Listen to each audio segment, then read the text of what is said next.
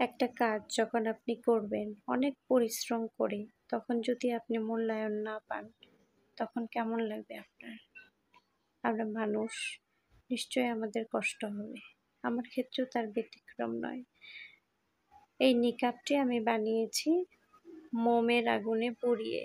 খুব লম্বা একটা সময় বসে এটা ডিজাইন করতে হয়, কিন্তু যখন মেকিং চার্জের কথা আসে, তখন মানুষ এটাকে খুব সিম্পলি ভাবে নেয় যে এটা তো পোড়ানো, এটা খুব সিম্পল, পোড়ালেই হয়ে যায়। কিন্তু বিশ্বাস করেন আপুরা, এই একটা নিকাব পোড়াতে গেলে আমার যথেষ্ট সময় লাগে এবং যথেষ্ট এফোর্ট দিয়ে আমার এটা করতে হয়। যথেষ্ট সময়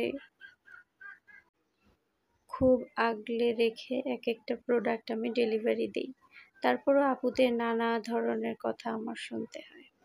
যাই হোক, আসসালামু আলাইকুম, সবাই কেমন আছেন? আমি ওয়েলকাম করছি আমার নতুন একটা ভিডিওতে। আমার এই পোড়ানো নিকাবটি যদি কেউ নিতে চান, তাহলে অবশ্যই কমেন্ট বক্সে কমেন্ট করবেন। ধন্যবাদ।